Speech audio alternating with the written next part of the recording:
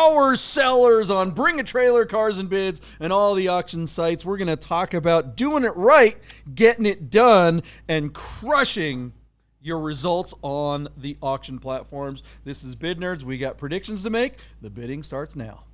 Bid Nerds is your YouTube card game show. Yeah, I had to make that one up. Hello, welcome to Bid Nerds, everyone. It's a live episode. My name is John Polnick. We are coming to you from the Container Park in downtown Las Vegas. All the way on the far side of the screen is my partner, Michael Deeb, in San Francisco. And in the middle, we have Nerd Herd member here, OG, doing the third nerd thing. Buddha's in the house. Welcome, Buddha. How you doing? What's up, fellas? He's like a resident host. Don't call him a guest host. He's like a resident. He's always in Vegas during the summer, once in a while. Good to have you, Buddha. Good to have you. A resident of Vegas that's never in Vegas. Never in Vegas, yeah. Welcome back, buddy. We miss you. Thanks, man. All right. So, welcome everyone in the Nerd Herd. Everyone's hanging out. Sunday nights, I think Sundays better than Wednesday nights when we do the show live? I don't know. I think Sunday nights are the power night, right? Especially last Sunday of the month after you and I have had like this big, hit of Cars and Cafe. Yeah. I know yours was a scorcher, like literally. Really but we had a great turnout. I had a couple of Ferraris, and JP, I got to tell you this quick story. Chris from Church of the Air Cooled in San Francisco, who does, like old Alphas, old Porsches, and old Volkswagens. Chris shows up in a customer's Ferrari 308 GTSI Quattro with the top off. Chris is like 6'9" and his head sticking up above the thing, and he's got long blonde hair like Thor. He noses into a lineup of air-cooled Porsches, and I start yelling at him. I'm like, Chris, what are you doing? Why are you nosing in? He goes, I got a Ferrari. Everybody backs it in. He gets out of his car, pops the rear deck lid and props it up. And behind the Ferrari, JP, you remember there's like a little like luggage compartment that is the back, like fifth of the car. He pulls out an espresso machine and starts making Italian espresso for everybody out of the back of his Ferrari for the next 3 hours. It was pure comedy. At least 3 people in the car show walked up to me and said, I just saw that guy on Instagram and now he's here. And I'm like, yep, that's our air-cooled friend Chris from North Beach, Church of the Air-Cooled. JP, have you ever had a Ferrari at your Cars and Coffee that served espresso out of the engine? Because I told my wife, I said, I might die tonight because I think I've seen it all, like that was it. I was dying laughing.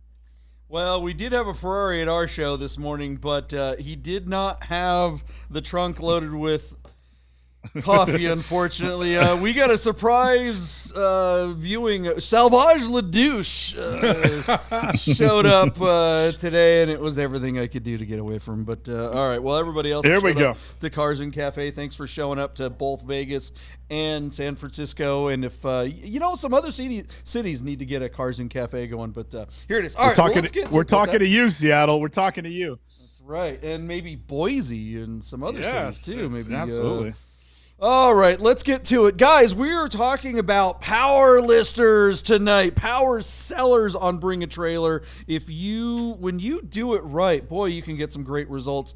We are going to start this episode like we always do by going over the predictions from the last episode. If you're new to the show, thank you and welcome. If you're watching it live, make sure you go introduce yourself in the chat, in the live chat. That we call that the Nerd Herd. You're going to meet some great people over there and make some great friends, and that's where the fun's at with Bid Nerds, over there in the chat. I know, Buddha, you're usually hanging out there, and this time you're actually in the studio.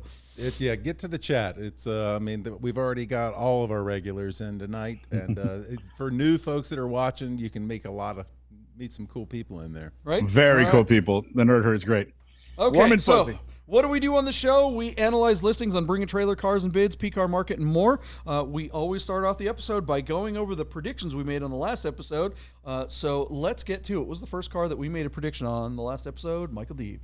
All right, JP, we are going to open the show by circling back to a car that we saw on Cars and Bids. It is none other than a 2008 Mercedes-Benz CLK AMG Black Series. Side note, JP, we are in very serious, fervent, accelerated conversations with some of the folks that are part of the new regime at Cars and Bids, and we are crossing our fingers that one of those representatives makes a horrible decision and comes on the show with us to play the game. So we're really we're speaking to the folks at Cars and Bids. We'd love to have them join us and tell us all about their grand plans to take over the space.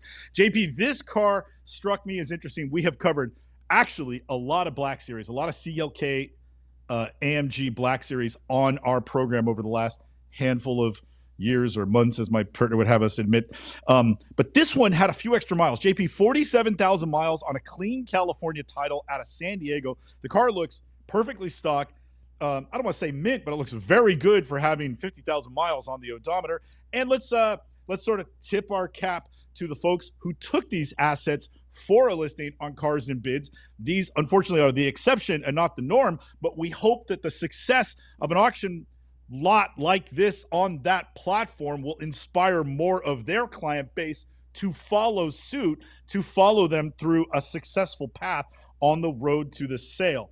So JP, I like this car for a lot of reasons. Recently, our buddies over at OTS and Company bought a Black Series, sent it to Arkansas, where a kid out there that's a wizard is doing 6-speed manual swaps where every single component of the conversion is a Mercedes part number with the exception of the clutch. And it's only about $20,000, including tax and a paper bag, to get this thing done. And the turnaround's really quick. So why not start shopping higher mileage CLKs to see I gotta cut in. I know we're getting to it, but are these guys paying us? Like, no, but I'm just so into it. You mentioned that on the last episode and this episode. Lucas, I'm so bummed the I didn't cover that car. needs to go out and get those guys to send us an endorsement. What the hell? All right, how much of this? What's this thing gonna go for, or did it go for? All right, make sure you remember to give Buddha a shot. Okay. Our friends at Classic.com tell us that the average selling price of a CLK 63 Black Series is around $124,000. Usually those cars, JP, about half the miles of our car. I thought our car had a very good chance on Cars and Bids to hammer for $88,000 and sell at that number. JP, you took the under by just a few grand. Your bid, $85,063. And Dominic joined us as third nerd. His bid just above mine at $91,000. Buddha, I know we didn't have you in studio last week, but we know you know these cars. We know that you see that the folks at Cars and Bids are trying real hard. And this lot, to me, looked like an effort in that direction. What do you think this car would have hammered for on Doug DeMiro's platform just the other day? Yeah, I was in the chat Wednesday and typed a number. I don't recall, but I think I was high 70s, like 79. Okay, so a little bearish on your number. And that would have been fine for you because our car hammered for $83,000 where it sold on 16 bids. So JP, not a big bid number, just 16 bids. So when we look at the result, although the seller and the auction platform had set up for waiting for a realistic result, do we think 83 was money left on the table if they had gone to a different platform? 16 bids just doesn't seem like a lot. 83 was a little lower than we hoped. Everybody seemed to be happy because it sold, but is that all the money for a higher mileage Black Series? Classic tells us the average is 124. That's pretty far away. What do you think? Definitely one of the better listings that Cars and Bids has had in a while. The car is awesome. Yes, you're right. The miles are a little high. I just think a car like this in general is going to be a little soft right now. These cars are fantastic, but with 43,000 miles, you're just not going to see the premium number. Even though 43,000 miles just isn't that high, I think this is a fantastic car to be a driver. It was interesting to see some of the comments. One of the commenters, this car did have a reserve. One of the commenters said one of the bidders suggested that Cars and Bids sent an email announcement when the reserve is removed. They didn't say that happened. They were saying that maybe that's something that Cars and Bids should do. And since Cars and Bids is kind of in this transitional stage, is that something that Cars and Bids should start doing? Another commenter said that they actually stopped bidding because they didn't think that their bid would buy the car, and they admitted that they would have paid $85,000. They had $85,000 in their head. That's $3,000 or a couple of grand more than what the car actually hammered at. But they just figured that number's too low. The reserve is probably higher than that. So they backed out. So what do you guys think with that? Did the other sites do it? What's that? None of the others. Nobody does that. Nobody does that. It's a great idea. If you've clicked watch list and you're watching a listing and it meets reserve, it just automatic computer program. You get an email. Hey, reserve. It should be a text though. It should be a text. I don't think an email's fast enough. With a clock that's winding down, it should be a text. JP, to change gears back to the subject you don't want me to talk about. Ironically, and I had no idea about this, OTS and Company was the winning bidder, and all the commenters are like, conversion time. So clearly they bought it to do another one, and I had no idea. But the irony is that, like, I imagine. Yeah, who cares? Okay, but what do you think about these? We have a subject here. What do we think of the idea of an announcement, whether it's a text or an email or something on the platform? Do you think that's a good idea or not? Yeah, just do it on the listing. Tell the room that the car is going to sell. You re-engage your underbidders. I don't know. Like, my wife was arguing with me. We were talking about it with other cars that you and I are aware of that are currently live. And should we remove the reserve? Would they tell the room? Blah, blah, blah. Just if the reserve is met, let everybody know, because now every bid is a winning bid that comes on top of it. Get everybody to reach in their pocket and put $100 down more. And you get 3 people to do that. You make another $5,000, $10,000. So yes, tell the audience it should be on the platform. And since they're all car lots, it should be a traffic signal. Red light, reserve hasn't been met. Yellow light, we're going to cover it. And green light, it's selling. Like, you know what I mean? Like, just it's so simple. Steve, do they do that in live auctions? I mean, in Barrett-Jackson, Broad Arrow, if they reserve met, do they announce it in the room? Yes. Yeah. Yeah, so maybe that's something that Cars and Bids could do. I don't know if I necessarily agree with that. I don't know. I think it should be a choice by the seller, because when we were discussing this with and your wife was part of the conversation, she said, hey, announcing that the reserve has been met may send a signal to people that the car is not worth much more money. So if the seller was willing to take a lower than what everyone would expect reserve, then does everybody go, whoa, maybe this thing's not worth it? If the seller's willing to sell it that cheap, what's wrong with it? Maybe I need to take more, get closer. What do you guys think? What does the nerd herd think? Is this something that could be a new feature for Cars and Bids that could help their platform get the edge that they need to try to take a bite out of BAT? Or do you think that's a bad idea and it sends the wrong signal to potential bidders? Let us know in the comments. And let's move on to the next car, because we got a lot to cover tonight. All right. JP, we're going to circle back to the 1972 Datsun 240Z that was running no reserve from the get-go on Bring a Trailer. Our car was listed by WAB out of Newbury Park, California. Car showing 76,000 miles, but true mileage unknown. Presumably, this car has been refurbished or restored to some degree. It's on a clean California title, although it's smog exempt in California. But what I like about this car, JP, stock wheels, stock everything. And not the most common, but definitely very iconic for the 240Z. One of my favorites, lime green, lime paint. JP, what was the name of the color that 914 came in that looks like this? What was the name of it? Oh, man. Sorry, I was reading comments here. That is put you on the spot. Delphi green. Delphi green, yeah. This totally derivative or similar to Delphi green, which I totally dig. Very 70s, very period correct. This car, JP, I thought was really cool. And a couple of 240Zs have really gone ballistic in the last few days. We wondered if this car, presented very well by the folks at WAB, would also do as well. JP, the friends at classic.com tell us that 240Zs from this era are typically bringing $35,000 in the secondary market. I thought this car would bring over $10,000 more than that number. My bid, $48,000. JP, you actually took the over on that number. Your bid, $48,240.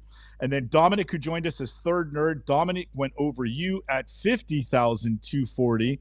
Buddha, what do you think about this lime green 240 on BAT, running no reserve, studio shot by WAB? Where are you at on this car? I know you're a fan of a very sporty manual Japanese car.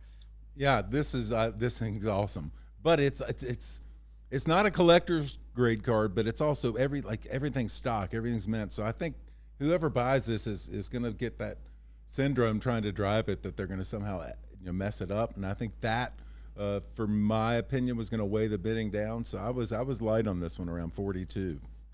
42. There you go, Buddha, on the right side of things. JP, our car hammered for $39,000, and it's no surprise that it sold there because it was running no reserve. It sold on 40 bids. I'm surprised it didn't break 40 grand. So it's interesting that Buddha had a take that he thought it would be a little light.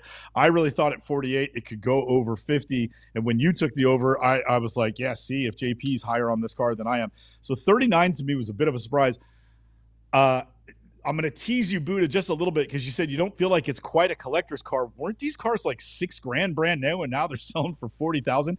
JP's going to tell us with inflation that there's no money in that, but that still seems like a tremendous value for the car that's presented here. I'm going to just say well bought. Yeah.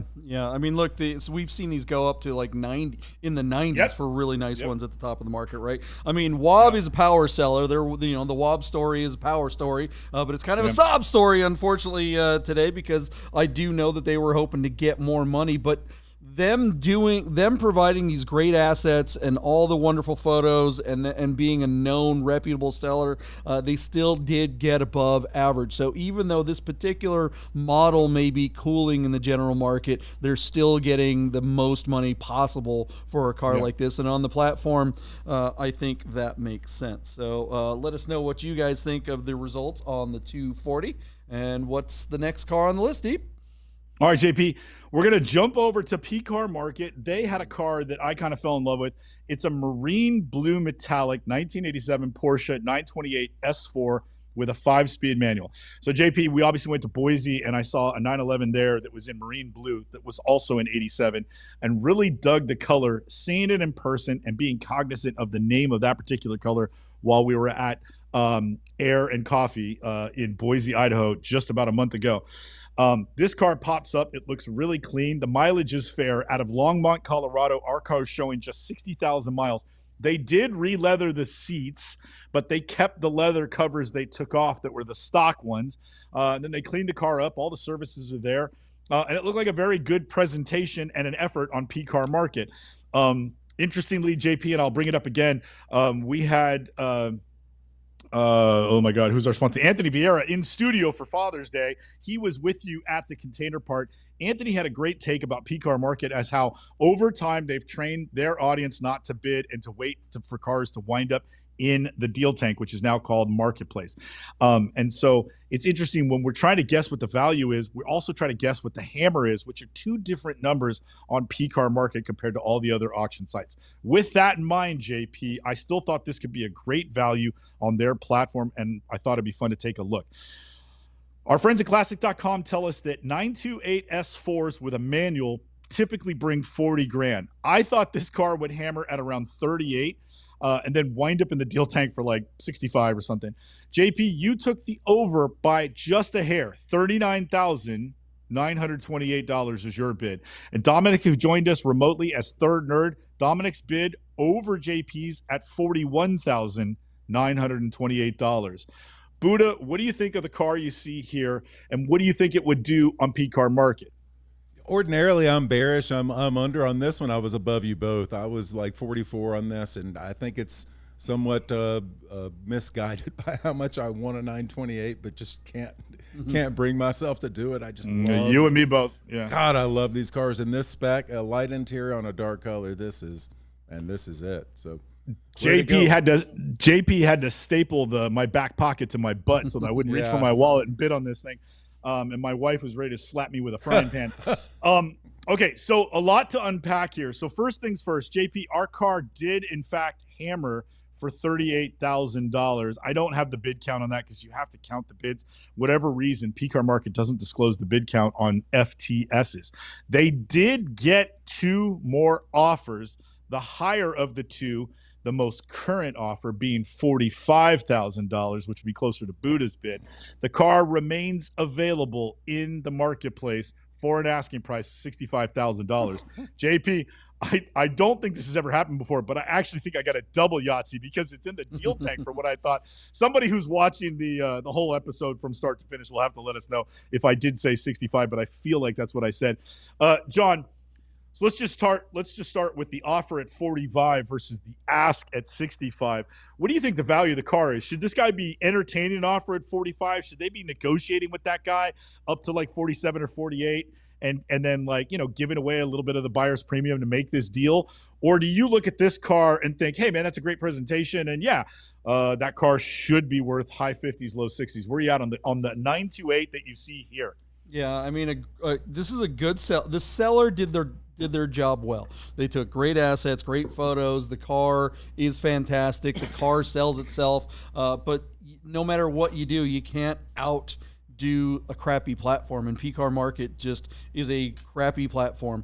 This car, I think this car would have brought 50 something on BAT.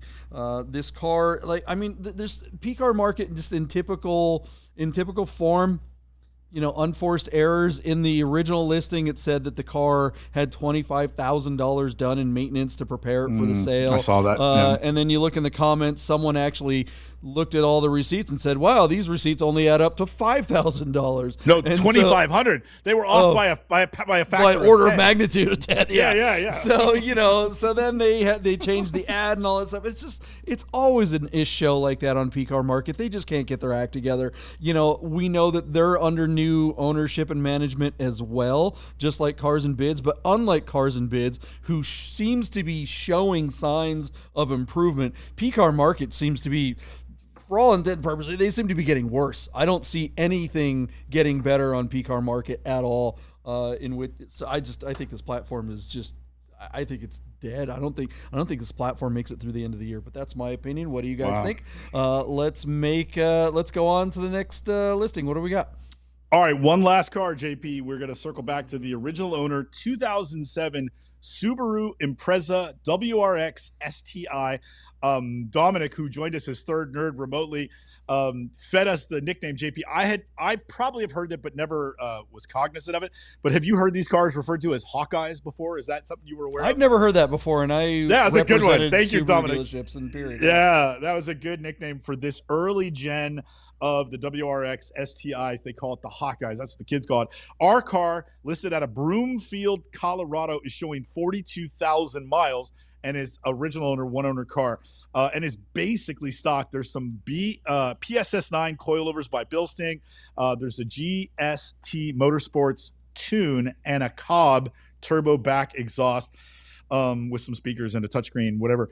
But those are all great mods. JP, in a car like this, it's still so tantalizingly stock. I feel like those mods enhance what we see here and don't start giving you the impression that this car has been like driven by a kid and beat to within an inch of its life. So I'm all for this car. And JP, you know, I'm real iffy about modifications, but I dig this car and hoped it would do well. JP, our friends at classic.com tell us that these early Hawkeye STIs are still bringing $26,000, although we know most of these cars have 2 and 3 times the miles easy, and a lot of them really are modified to the point where they're almost unrecognizable, lowered, and big coffee can exhaust and all that nonsense. I thought this car was going to really ring the bell. JP, I was all in on this one. My bid, 48 grand. You took the under by 6 at $42,000 for your bid. And Dominic, who knew all about this car, wound up being the most bearish on this one. His bid, just $38,000. So we got a $10,000 spread, and that's still 12 grand over the average on Classic. Buddha, where are you at on the Hawkeye STI? Yeah, these are definitely of an era, and it's one of those cars that when you see it, you just immediately assume you know everything about the guy who's driving this car. I think today the guy that's going to buy this is someone that dreamed about, you would never suspect he's a car guy. He's the guy at work. You work at a shower rod company. He's down in engineering. And you're like, that guy likes cars? That's who's bidding on this, because it was sort of what he nerded out on. And so I was sort of right in there in the middle with you guys at 40. 40. Good bid. Our car, JP, hammered for $36,750, where it sold on 22 bids. I'm surprised that the car didn't break 40. and I'm surprised that this car, as nice as this presentation is, only got 22 bids. I'm very surprised by that. So JP, did it surprise you? Were much lower. You were very close. In fact, well, Dom was a teeny bit closer, but were you surprised it didn't break 40? Your bid was still over $42,000. Where you at on that result? Anything to unpack there? I think this is a bubble car. We talk about young timers all the time, you know, cars that are in the kind of like the 90s and early aughts. This car being a 2007 model, what seems to always drive the classic car market is guys who wanted a specific car when they were in high school or college. When they are in their 50s, that's when they go back and buy those cars that they wanted back then. Well, you know, that's certainly the case with cars. You know, that's why all the Gen Xers like us, we want all these, you know, 70s and 80s 911s and Porsches.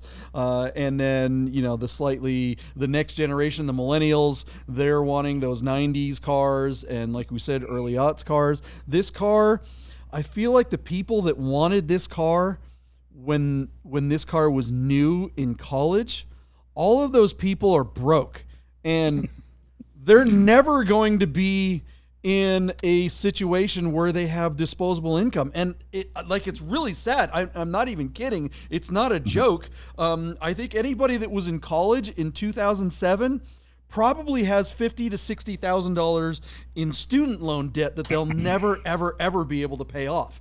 And that's a scary thing. I'm not even kidding. In the year, like 20 years ago, there was about $500 million in student loan debt out there. Now there's like, I think the number is something like $2 trillion in student loan debt out there. There's a whole generation of would-be car enthusiasts that are never going to be able to realize that car enthusiast dream. And I think it's really sad. And I think that doesn't bode well for cars that are much newer than this, because like guys our age do like these cars, but we had them. Like, I don't really have I don't want to go back and get one of these again. Buddha, I think some of these guys have moved on a little bit too. Like either they didn't make more money as you're supposing, or they did make more money and now they've got a Cayman. Yeah, they've graduated to something else. Yeah, they're not going backwards. Yeah. So the only person that wants this car is someone who never had one or wants one again, and I just don't see the wanting one again. Like, if you had a Porsche back in the day, there's definitely reason to go back, but there's a billion other cars that compete with this that I think you would get before. And they weren't reliable when they were new, much less now, 15 years old. Yeah, what do you guys think of the prognosis for Subaru STIs, WRXs? Do you think there's a future? Do you think they're going to appreciate like other cars do as their previous fanboys get older and more into their income level, or do you think they're dead because those fanboys are just never going to have the money? Let us know in the comments, and we're going to take a break, and we've got predictions. Not only do we have predictions, we have my personal car. My personal car, one of my cars. So stick around. We are going to be right back. Hey guys, you're probably looking at your watch and wondering if Bid Nerds will ever end. So you better talk to our friends at Our Smiths to make sure your Rolex, Tag Heuer, AP, or any fine timepiece is in tip-top shape. Our Smiths, fine Swiss repair. Looks like I struck a nerve on that student loan debt thing. The truth hurts sometimes. Sorry guys to bring that up. If you're, they should just make student loans you should be able to, do a bankruptcy. That would just solve all the problems. Be done. Anyways, that's my opinion. But right now you can't do a BK. You're stuck with it. Yeah, you're done. Like, you could buy a bass boat and get that forgiven, right? But not your student loans, right? And I see the argument. Okay, maybe we should pay them off or whatever. But that doesn't make sense, because what about the people that didn't go into loan? Okay, fine. Just make it something where you can discharge the debt with a bankruptcy, just like everybody else. Force yourself to get fiscally strong for a few years, and then get back in the market, and everything's. Anyway, whole other conversation. We don't care about that. Tonight. We've got some predictions. I'm so excited about this first prediction. It's been a while since we've had one of my personal cars on. Tonight, what's that? Do you want me to introduce it, or do you want to introduce it yourself? Of course I want you to introduce it. That's your gig, man. All right. Let's do it. Get to it. What's my car? What do we got? It's the first car on the list, Michael D. Okay, sometime late last year, everybody's favorite, JP, was doing his usual thing, shopping for cars just outside his market. JP unearthed a 1982 Porsche 911 SC that had been treated to a super cool fiberglass DP style 935 turbo conversion, but it didn't end there. This retired Boeing engineer who lived in like south of Phoenix did an LS3 swap and got this great LS3 that's cammed and threw it in the back of this car. And he didn't stop there. Obviously, big giant wheels, Cayman S brakes, rebranded and remodified by the folks at S-Cargo.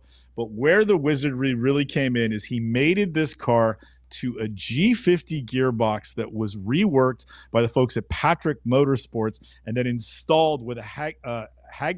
Hargit. Hargit? Is there an R in there? I think there's, yeah. Okay. Yeah. I think it's I got to read it. I think it's Hargit. I got to read it. This Hargit. It's a Hargit It is shifter. a Hargit?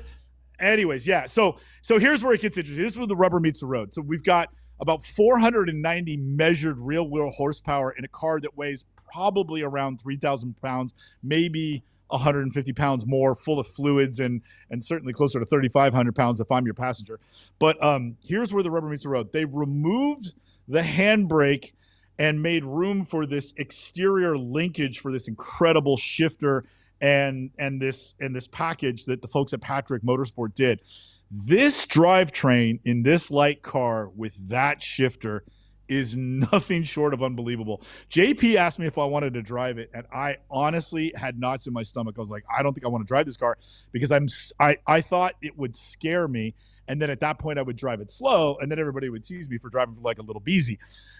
It's so approachable. It's so usable. It's so incredible. The shock is how refined and fun it is. It's absolutely unreal that you could feel that much thrust, which is ultimately the torque, not the horsepower.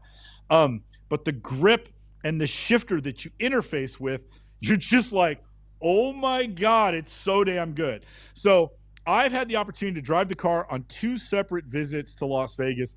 JP kind of went through the car and did all the troubleshooting that the older gentleman that built the car had taken ill in the middle of working this project, a 4-year project for him. Once his health slightly improved, he sort of finished putting the car together and then listed it regionally. JP made a nice deal, flew down, drove the car home with the AC blasting in the fall of last year, and then he spent the winter going through the car. All the little things JT's had to suss out and get the thing working. Now the car is dialed in. It's got new seats in it. And it like I said, it drives fantastic. It's shocking how good and how cohesive the entire package is.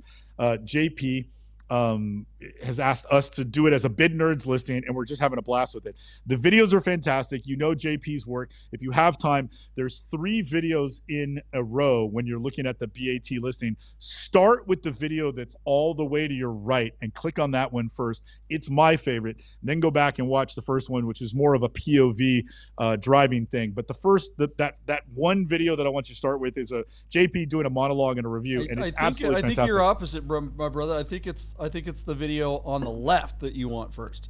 Let me argue with you just one more time before I give it. You're right. It's all the way to the left. So start with that video and then go to the video all the way to the right. And that's it. So our lot closes tomorrow. Do us all a favor, if you don't mind. Jump on there and say something at all about the car, about the sellers, about the podcast, whatever. We'd love to have the Nerd Herd, help this one and carry it over the finish line as our lot closes tomorrow at 2:27 p.m. Pacific Standard Time. Drop us a comment, poop all over us, or say something nice. It doesn't matter. We'd love to hear from you. And we're all cheering on JP that he does really well with this very, very cool car, the Pearl Clutcher, as JP has called it. So JP, tell us about some of the fine points and what it's like for you to finally drive one of these absolute beasts, and how surprised you were, because I was blown away. Where are you at? Well, yeah, when I went to go look at this car, when I flew down, I was pretty much like, there's a 95% chance that I'm going to just go buy a Southwest flight and go right back home. I don't know about this thing. But, we got in it, and, it's so funny because the driver's seat didn't move. The guy was really tall, so I couldn't reach the pedals. So I was about to go. Right. I'm like, all right, I'm out.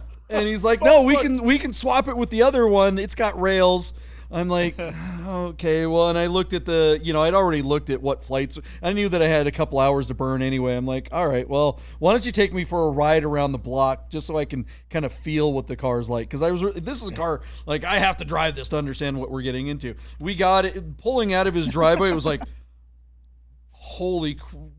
like you instantly knew that this is a whole different animal. And he just kind of rolled the throttle and it was like, oh, you just felt, you're not used to torque in this shape, right? If you've ever been inside one of these and you're looking at those big, 5 gauges in front of you, it just doesn't make sense that you're going to have power immediately. If you're in like a turbo, like a 930 or something like that, it's going to spool up and snap you like a rubber band. Yes, it might be faster, but having torque is really, really intoxicating.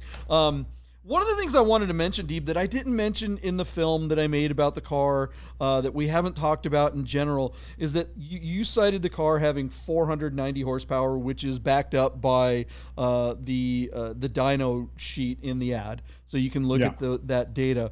But this car has more horsepower if you want it. The engineer that built it specifically wanted a drivable car, so the tune it's tuned for drivability. This car is like, you can just get, even, you don't have to be, I mean, it's definitely for experts, but if you know how to drive a stick and you know how to deal with power, this car is very, like, you could almost drive this thing daily. But if you wanted it to be more of a monster and more crazy, you could dial it up, take it down to your dyno guy, take it to a tuner, have him hook it up, to the OBD2, and you can go nuts with it and get probably 50 horsepower or more, and more torque, which would be pretty terrifying. Buddha, have you driven this thing? I've not. You have offered me the keys multiple times. I'm always a little hesitant to drive people's nice cars, but I have had the pleasure of both following this car out on a long drive and then having it in my mirror. Following it, the sound is just, it's bananas, spectacular. And then it coming in your mirror, it's like you really feel the livery, and then the Kremer, those low fog lights. It's like, I've got a race car coming. I need to put my foot down and make sure this guy doesn't get past. We talk about assets constantly on this show, so shout out JP, and I know Lee Patet probably helped you with the assets on this, because they are, and Rami deserves a shout out. So they it's not like one of these take my advice, I'm not using it. They really delivered with the assets on this car. I can't wait to watch the close tomorrow. Yeah. JP, there's a few more points I want to bring up. The guy lived in Arizona, and as such, he put a vintage air system in the car. And of course, because it's a water pumper, the system works great. So JP got to enjoy it in the fall a little bit last year. And then, of course, has been driving it this summer. This thing absolutely blows popsicles. Ironically, though, the vintage air has a heating system that the old man in Arizona never engaged. So if somebody buys this car and winds up taking it to a coast, you're going to want the heater to work, and that's just a few plumbing steps away from working, because, again, it's got a really sort of a top-notch vintage air system in it. It's also worth noting that the LS3 that is in this car was purchased new as a crate motor by the builder of the car. There are photos of the car with 0 miles on the pallet before it went into this machine. So we're talking about 1,500 total break-in mileage to get the car that you see here. And of course, the gearbox was basically rebuilt and fabricated by Patrick Motorsport for this build. So the gearbox is also brand new. So everything that you want to work with is has just been broken in, and it's like it's almost irrelevant. Even though it's a true mileage unknown chassis, it doesn't even matter, because all the parts that you're going to drive, you're going to be starting with from basically break-in mileage and moving forward. All the decals that JP put on to give the car a livery and just sort of play with it, those can all be removed. It's a dark gray metallic, and that massive rear wing hides the radiator for the car. If it were my car and I was going to road race it, I would invest the money to do a kit where the radiators went to the front and create a little more balance in the car. But if all you're going to do is boulevard cruise it or go out and do 100 miles an hour on the freeway, 150 on the freeway, then it's fine that the radiator is way out back. There you go, JP. Off to a good start. I don't know. I don't know if I necessarily agree with that whole radiator thing. There is an argument to be made for that to kind of move the weight around, stuff like that. But there's another argument that says less plumbing is better. You've got the radiator right there by the engine. I mean, this thing, like driving it from Phoenix in 110, 115 degrees to Las Vegas, that temperature was rock solid.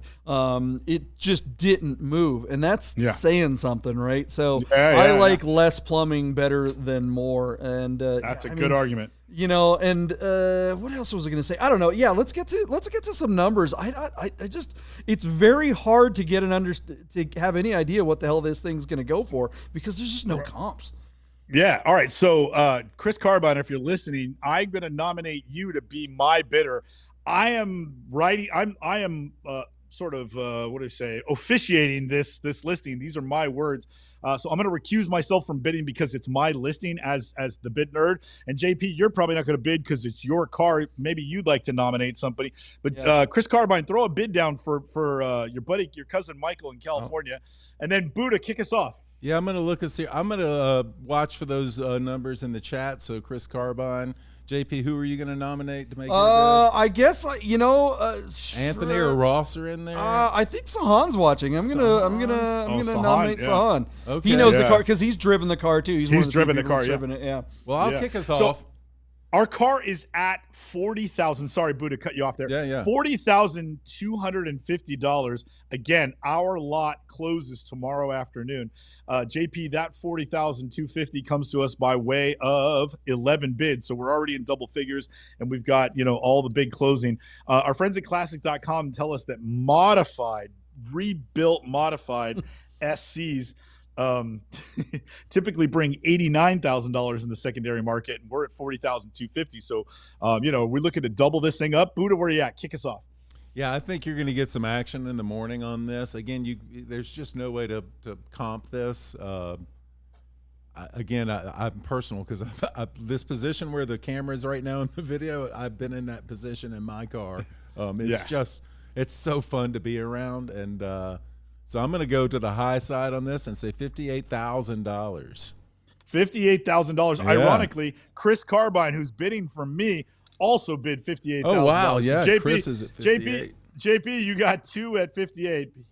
Well, I haven't seen Sahan was in here before, but I don't know where he's at now. He's slacking. He's a busy guy.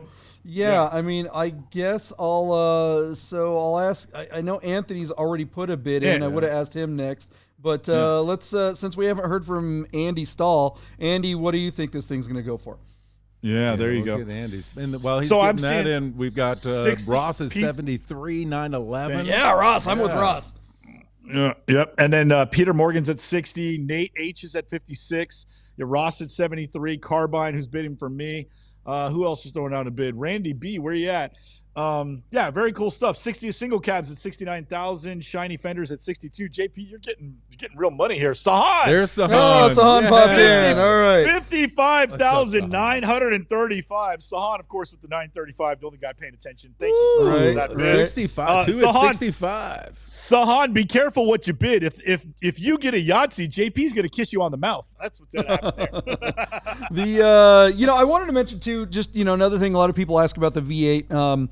The V8 is actually lighter than the flat 6 that came with this thing stock. It does sit a little higher, and having the extra 25 pounds with that radiator up there, definitely you can feel all that extra weight in the back. But this car has a limited slip diff from WaveTrack, and having that carbon Kevlar clutch and huge 18-inch 315 wide tires in the back. This thing grips. It actually like if you want to go drift, it'll do it, but it hooks up. Like, you have to try to get this thing to kick out when you would think that, like, I've driven V8 swapped cars before that have been just bolted up to a 915 or even a G50 or whatever, and first gear just winds up being worthless. Like, I think someone on the auction was asking about gear ratios and stuff like that, and I think the reason why they're probably asking that is because they're wondering, is first gear even? Do you just start in second gear? No, you want to start in first gear. It shifting this car is glorious. That you Awesome. want to shift as much as you can. Usually with a 915, you're like, can I get away with not shifting? Okay, good. I've got enough power. I'm just not going to shift. No, you want to go through the gears. It is just joy. It's a lot like driving.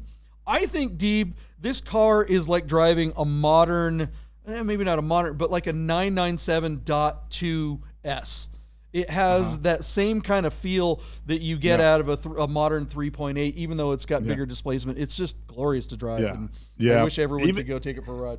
And even more torque. It's a short throw, almost like an S2000, but it's got a heavier weight and a more positive mechanical engagement, and it's awesome. And again, the moment you shift and you're lifting off the clutch and your foot, just the weight of your foot is on the throttle pedal, the torque is instantaneous. And so it's just like, it's amazing. It really does feel like a race car that was built for the street. It's awesome.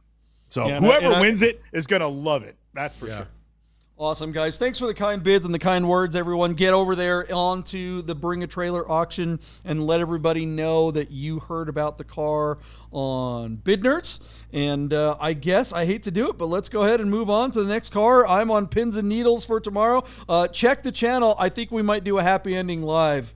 When you want to do a happy ending tomorrow, Deeb? Oh, sure, JP. I don't have anything better to do than to help you close your auction. I mean, come on. Why not? Make $55,935 at my expense. I'd be happy to do that. Happy ending. Sure you would. All right, here it is. Which hand do I have to use? All right, here we go. JP, let's jump over to Cars and Bids because our good friend Chris Carbine is also selling one of his cars. It's a 1977 Porsche 911 Turbo Coupe 3-liter. And JP, if price was an object, I don't know which car I'd rather choose. You know what I mean? If price was no object, it'd be a little bit easier. But anyway, here we go. JP, this car is a Japanese import. Thus, it is a slick top. And I'm going to go out on a limb and say, I do not think you could have gotten a 930 coupe in 1977 that was a slick top. And somebody in the nerd herd that knows more about Porsches than I do can clarify that. But I'm going to put down a Buffalo nickel that says, this combination that you see here was never actually available in 1977 in the United States. So we've got a silver car showing 44,000 miles. This is a Turbo Carrera, JP, so 3 liters, not 3.3. Turbo, no intercooler. This is the original version that Porsche made. It's only about 248 horsepower, but it just feels so much more than that. Somehow, JP, this car feels light to me. I know it's on slightly skinnier wheels. I don't know how it doesn't have quite as good a brake system, and it's only a 4-speed manual, but man, this car is so pretty, and damn, these cars are so fun to drive. I'm really digging this car. It's a beautiful listing. JP, Chris Carbine had the folks from Cars and Bids come down and sort of help with the assets and some surplus of marketing that they're doing through their channels to help bring attention to this really important and really special listing from one of their best sellers, Carbine Motorcars out of New Orleans, Louisiana. So we're wishing Chris Carbine all the best with this listing because he's our dear friend and this is a badass car and these are really good assets. I hope that a lot of Chris's listings in the future reflect the expertise and the professionalism that went into this one. A featured listing, JP. Carbine's getting all the love from Doug DeMiro's new team. That makes me feel like they're very smart people. What do you see when you see this car? You know these cars. I've only driven a car like this once or twice. I'm sure you've done thousands of miles in the early 3-liter cars. I dig this thing, and they're now highly collectible. Where are you at on this one as a Japanese import? Does that hold it back, or are these things so hot it doesn't matter? Somebody's going to snap this up. Where are you at? Gosh darn, what a beautiful car. Talk about Beauty and the Beast. We show my car that's just like a monster, and then we go Frankenstein. We go to this. This is just elegance, right? This is everything. This is the dream car. This is what everyone had on the wall. And this is a power seller. When we talk about power sellers, when we talk about the best sellers crushing it on the auction platforms, this is what we're talking about. And Cars and Bids trying to elevate their platform to catch up with BaT. This is the standard by which they can possibly actually catch up to BaT. They have to hold their dealers to this standard. Maybe not the individual sellers. You can hold them to a higher standard as well. But I would, if I'm Cars and Bids, I'm going out to our dealers and I'm saying, here's the case study, here's the textbook, follow this one. The only thing that I would say negative about this ad is honestly the video's terrible. Sorry, Chris, I know that they didn't really bring any a videographer out, and I know you didn't do it, but there's ways to fix that, and we can help you with simple tools. I don't expect everyone to be able to go out and make super high-end productions. That's not reasonable. That is a skill set that not many people have. It's easier to find a good photographer than it is a filmmaker. That said, there are very basic things you can do for the walk-around video and the driving video. And Chris, we'll talk offline sometime shortly, and I can help you. We should make a video about just doing that. But yeah, let's make an ad for Carbine Motorcars, and that'll be an excuse to come to New Orleans and have Ann take care of us. And look, this key grip. What's that? This the key grip. Yeah. All right, Buddha, what do you think of this listing? What do you think of the car? Well, congratulations, Chris Carbine. This thing is absolutely beautiful. Just a spectacular looking car and amazing assets. So, Deep, I'm going to have to pick your brain here. Values on a typical ROW car, it's going to be a little bit lower than an original stateside car. But you mentioned the slick roof. So our buddy Dwayne Wick went through the trouble of doing that slick roof conversion on his car. Yeah, it looks factory. Gorgeous. What does that do to the value of in general a slick roof? Did Dwayne add or detract value from his particular car, and how would that math affect? Would it cancel out some of the loss from having an ROW car? Yeah. So it's so silly, Buddha. It's this add and subtract. It's like give and take. So it's a plus to have a slick roof, but it's a subtract if you did it yourself, because now there's bodywork and paint. On this car, it's a plus because it's a slick top, but it's a subtract because it's an ROW car. So I think it's kind of a wash on a car like this. Okay. Where you get the value is if you have an RS America that was born a slick top.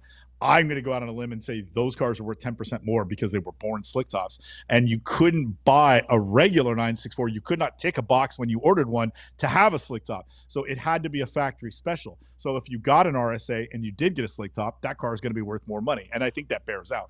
So, they made like 28 club sports in 1989 of just the basic Carrera. Those 28 cars are all slick tops. Those cars are worth big money. They're not actually faster, but they're numbered and they're slick tops. And there you go. They're special cars, and they bring $200,000 and $300,000 in the secondary market. So I think it really needs to come from the factory. But like you said, on this one, Buddha being a Japanese car, I don't think we're going to see a premium for it. All right, guys, let's get to the numbers here because we still have a couple to go. What do we got? What do you think this car is going to bring? All right, JP, our friends at Classic.com tell us that 930 Turbo Carreras, the 3-liter non-intercooler cars, are bringing around $169,000 on average in the secondary market. JP, since 2020, these cars have really taken off, and the good ones are bringing $250,000, $300,000. Chris's car is currently sitting at $76,500, where it's residing on 16 bids. And that car is going to close tomorrow, a couple hours before your car closes. So if you have time to spend at your computer, you can watch this lot close. It's in 15 hours from now. And then a couple hours later, JP's lot will close. John, I like this car. I think it's going to do really well. $169,000 for the average. I'm going to go $168,000 for my bid, saying that I think the car is worth a little bit more, but the idea that it's a Japanese car, just for the reasons Buddha said, is going to hold it back by around 10%. So instead of touching 180 where a low-mile slick top should be, I think the Japanese tie-in will just keep it at average, and I think this car is going to have a strong finish and a good close, and I hope Chris and his client are very happy this time tomorrow night. Where are you at, JP? 168 to you, but we've got a long way to go. Yeah, this car definitely is worth that number, probably more. Again, this is going to be a challenge for Cars and Bids in particular. This car on BAT gets the number that you're talking about, Deeb. Look, let's face it, Cars and Bids has a really uphill battle. Bring a Trailer has 1.4 million registered users. Cars and Bids only has 870. So that is a very big difference. And that's why Cars and Bids, even though some of their listings may get more views, I think you had explained it on the last episode, Deep.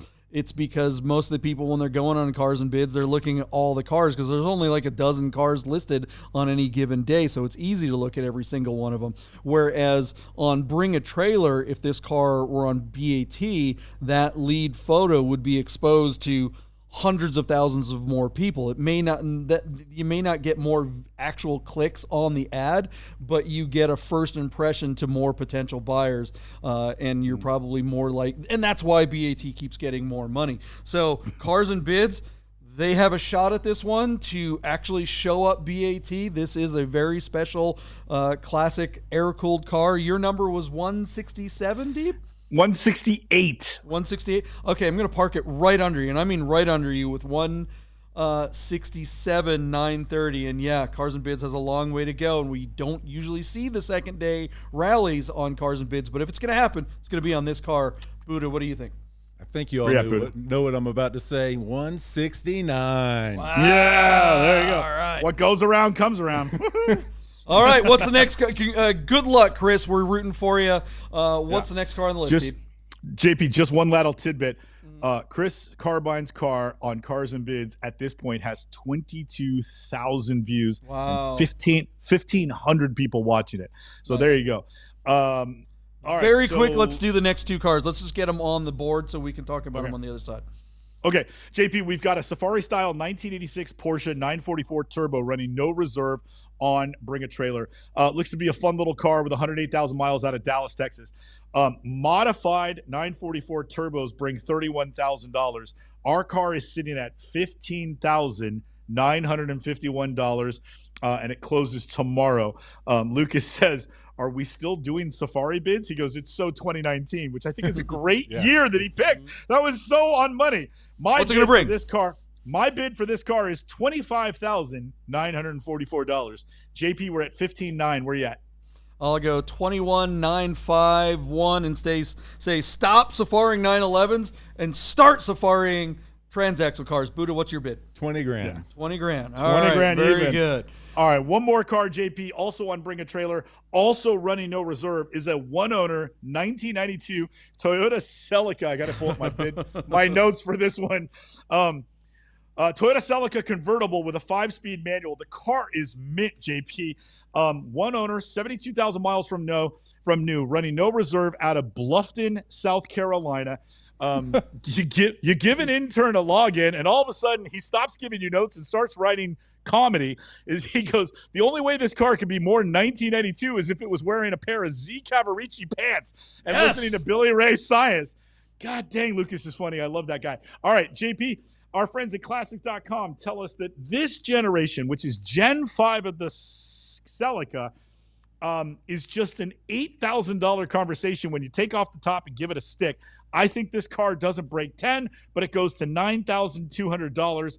It's sitting at, that was a terrible bid. Okay, wait. It's sitting at $5,433. So my bid is $9,200. Where are you at, JP? Yeah, I want to say this is a great little car for someone to have cheap fun and drop top. This isn't for cabriophobes, blah, blah, blah. But I got one word for this car. Takata! The airbag in this thing will kill you. There is a stop drive advisory for these things. Those airbags are straight up dangerous. If you buy this, you got to pull the wheel and put in a prototype Mod or something 7. like that. Yeah. So I'm gonna say 7,500 and pass it off to Buddha. What do you think? I'm gonna go right under you at 7. 7. Yeah, there it is. You're all right. There it is, guys. That is a show. Thanks for hanging out with us on a special episode of Bid Nerds. We will be on live tomorrow around 2:30ish, maybe a little bit before that, so we can show a happy ending on my slant nose. Make sure you go over there and comment in the bids. And remember, we can get you a happy ending if you want to sell one of your cars on one of the auction sites. Bid Nerds does offer that service, and we'd be glad to represent your car and help you with the whole entire process. Buddha, thanks for hanging out in the studio with us. Good Great luck with the sale tomorrow. Appreciate it. Deeb, anything you want to say before we get out of here? No, honestly, I'm so invested in all of the success for you and for Chris Carbine, so I hope both of you guys have great days tomorrow. Thanks to the Nerd Herd for watching the show. Thanks to Lucas for the notes. It was a great Cars and Coffee, and Buddha, just a big kiss. So good to see you. Love you, buddy. What a great great day, JP. What a great, the last Sunday of the month, man. Does it get any better for the bid nerds than the last Sunday of the month? Woo! I got to tell you, my partner Michael D was doing a great job on our listing for my car. So thanks. We'll see you guys tomorrow.